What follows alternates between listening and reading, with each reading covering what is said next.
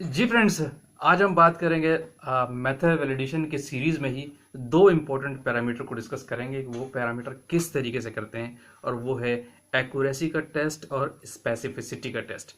ये method validation के parameter में ही आते हैं। ठीक है, बड़े इंपॉर्टेंट पैरामीटर्स है, और वीडियो को एंड तक देखिएगा, सुकून से देखिएगा, ताकि आपको एक एक स्टेप समझ आ जाए कि बेसिकली एक्यूरेसी का टेस्ट आप किस तरह परफॉर्म करते हैं और स्पेसिफिसिटी आप किस तरह करते हैं, और इसमें इन्वॉल्व होता है प्लासिबो। वो क्या चीज़ है, ये चीज़ें आज की वीडियो में डिस्कस करेंगे। सुकून से देखें ताकि आपको कंसेप्ट क्लियर हो जाए कि बेसिकली मेथड वैलिडेशन के जो पैरामीटर्स को किस तरह स्टेप बाय स्टेप परफॉर्म करते हैं। आगे चलने से पहले आप देख रहे हैं मेरा चैनल वॉइस ऑफ कियानी, और मैं सफदर खान कियानी। अच्छा, वीडियो को आप पहले लाइक कर दीजिए, एंड पे आप लोग अक्सर भूल जाते हैं, और चैनल को सब्सक्राइब लाजमी कर दीजिए ताकि इस तरह की टेक्निकल वीडियोज आप तक पहुंचती रहे। देखिए फ्रेंड्स, सबसे पहले बात करते हैं स्पेसिफिसिटी का टेस्ट। स्पेसिफिसिटी का जो टेस्ट है, अब बहुत इंपॉर्टेंट टेस्ट है। इसमें बेसिकली आप ये देखते हैं कि जो आपने मेथड डेवलप किया है, ठीक है, जो आप मेथड डेवलप किया किसी प्रोडक्ट के लिए, उस मेथड को जब किसी प्रोडक्ट पे अप्लाई करते हैं तो उस प्रोडक्ट के इंटरफेरेंस में जो इम्प्योरिटीज है मैट्रिक्स के, उसका कितना इफेक्ट आता है। समझिए, कोई एक प्रोडक्ट आपके पास है, उसके अंदर जो आपका एनालाइट है, एनालाइट के अलावा जो इम्प्योरिटीज होती हैं, दूसरे इंग्रेडिएंट्स होते हैं, जो मैट्रिक्सेस होते हैं, उसका आपके एनालिसिस पे कितना इफेक्ट आता है, उस चीज को हम स्पेसिफिसिटी में चेक करते हैं। ठीक है, ये याद रखिएगा। अब इसमें करते हैं क्या, स्पेसिफिटी के स्पेसिफिक सेक्शन के अंदर आप बनाते हैं प्लासिबो। ठीक है, समझ रहे। प्लासिबो बेसिकली क्या होता है, वो आपकी प्रोडक्ट, जो आपकी प्रोडक्शन से एक प्रोडक्ट है, उसके अंदर से आप एनालाइट को निकाल दे, दूसरी जितनी चीजें हैं फॉर्मुलेशन में, उससे जब कोई एक चीज बनाते हैं एनालाइट के अलावा, तो वो आपका प्लासिबो कहलाता है। अब ये बड़ी इंपॉर्टेंट चीजें याद रखिए कि इसको मेथड वैलिडेशन को परफॉर्म करने के लिए ऐसा नहीं है, बड़ी मेहनत करनी पड़ती है। आपको ट्रायल बैचेस बनाने पड़ते हैं प्रोडक्ट का।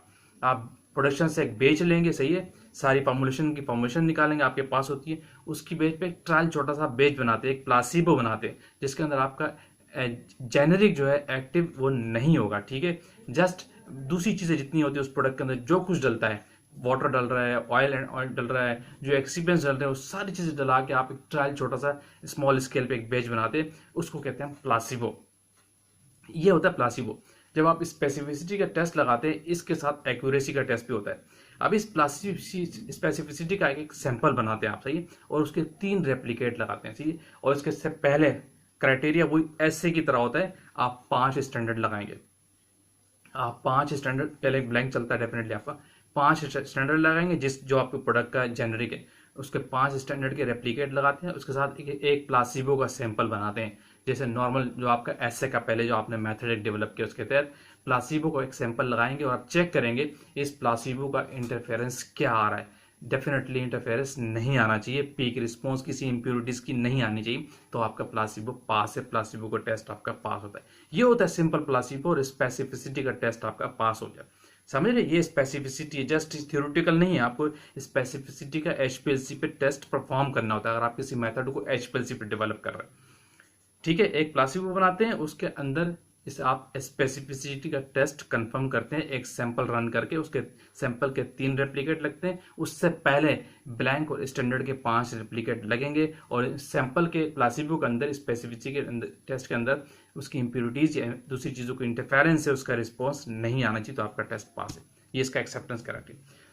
अब आते हैं एक्यूरेसी पे। एक्यूरेसी का वेरी इंपॉर्टेंट टेस्ट है, याद रखिएगा, मेथड वैलिडेशन के अंदर। ये किस तरीके करते हैं, सुन लीजिएगा बड़े आराम से, सुकून से।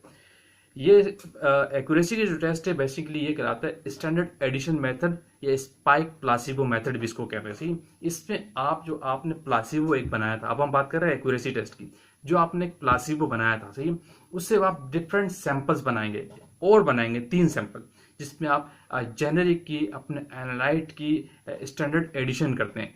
पहले एक प्लासिबो जो आपके पास बना हुआ, इसके अंदर आप 80% अपना जेनेरिक की एडिशन करेंगे। अब आप उस प्लासिबो का सैंपल आपका अपने पास से 80% उसके अंदर आपका जेनेरिक, उसको ऐड करेंगे, एक सैंपल आपका ये बन जाएगा। ये कहलाता है standard addition method, spike placebo method, जो एक्यूरेसी में परफॉर्म करते हैं। फिर दूसरा एक और प्लासिबो से सैंपल बनाएंगे, उसके अंदर आप 100% जेनेरिक एनालाइट की एडिशन करेंगे, 2 सैंपल हो गए। तीसरा एक और सैंपल बनाएंगे, जिसके अंदर आप 120% एडिशंस करेंगे अपने जेनेरिक की।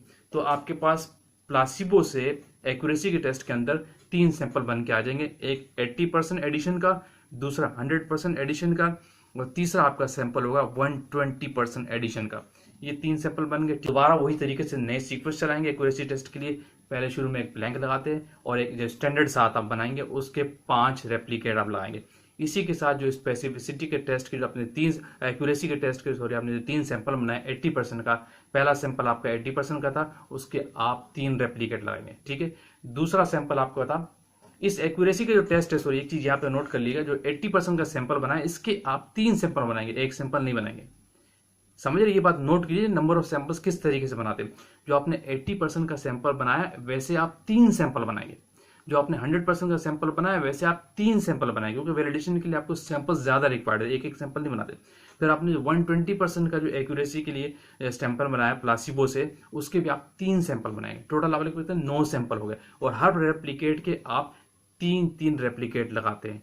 इस तरह नंबर ऑफ रेप्लिकेट बहुत ज्यादा, मेथड वैलिडेशन के तहत रेप्लिकेट आपके पास बहुत ज्यादा होते हैं। अब सुन लीजिए सुकून से, जो आपका एक्यूरेसी का टेस्ट है, जो आपने प्लासिबो से 80% के 3 सैंपल बनाए, एक नहीं बनाना चाहिए, 3 सैंपल बनाए, उसके हर एक के 3 रेप्लिकेट लगाएंगे, तो टोटल 9 रेप्लिकेट इंजेक्शन आपके ये हो गए 80% के 3 सैंपल के। एक सैंपल 1 के 3 रेप्लिकेट, सैंपल 2 के 3 रेप्लिकेट, और सैंपल 3 के 3 रेप्लिकेट एक्यूरेसी के अंदर, जो आपने 80% का सैंपल बनाया। फिर एक्यूरेसी के अंदर आपने दूसरा सैंपल बनाया था 100% का, उस 100% के एक नहीं 3 सैंपल बनाए, उसमें सैंपल 1 के फिर 3 रेप्लिकेट चलाएंगे, सैंपल 2 के 3 रेप्लिकेट चलाएंगे, और सैंपल 3 के फिर 3 रेप्लिकेट चलाएंगे।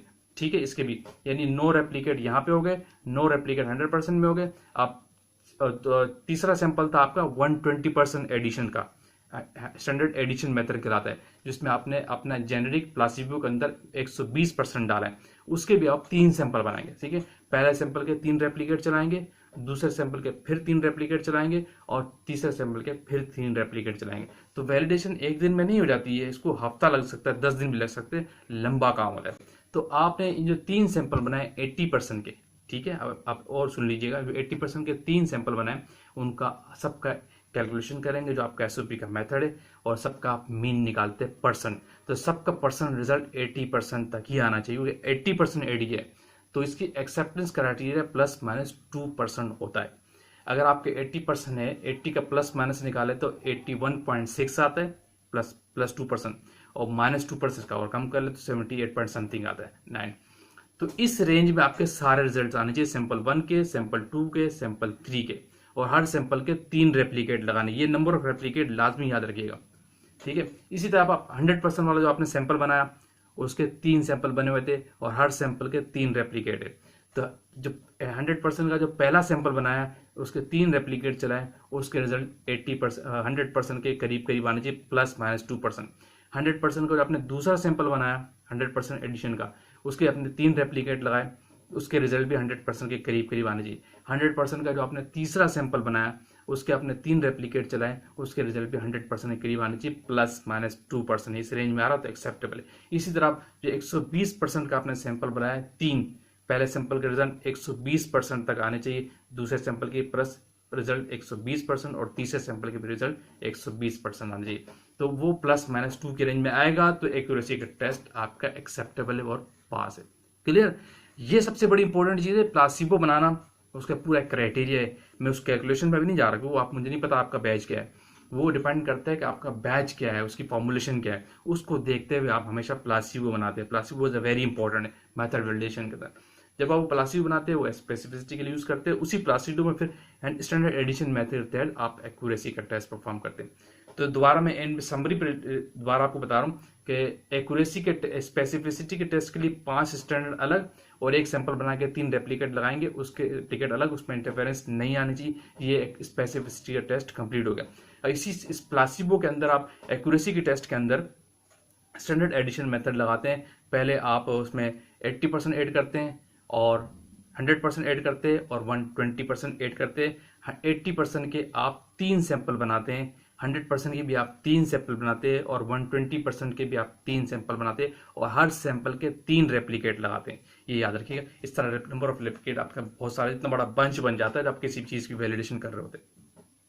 तो मेथड वैलिडेशन को छोटा मोटा काम नहीं, बहुत लंबा काम है। तो क्लियर, होपफुली आपको ये आज 2 पैरामीटर मैंने डिस्कस किए कि स्पेसिफिसिटी बेसिकली क्या है, जिसमें आप प्लासिबो बनाते हैं और उसी प्लासिबो को आगे लेके चलते हैं आप एक्यूरेसी के टेस्ट परफॉर्म करने के लिए। स्टैंडर्ड एडिशन मेथड कहलाता है, स्पाइक प्लासिबो एडिशन मेथड कहलाता है। इसमें आप 80% ऐड करते हैं, 100% ऐड करते हैं, 120% ऐड करते हैं और डिफरेंट सैंपल लगा के कैलकुलेशन करते हैं। क्लियर, ये दोनों पैरामीटर्स हो गए। फर्दर जो इसके पैरामीटर से किसी और वीडियो में डिस्कस करेंगे, वीडियो बहुत लंबी हो जाती है।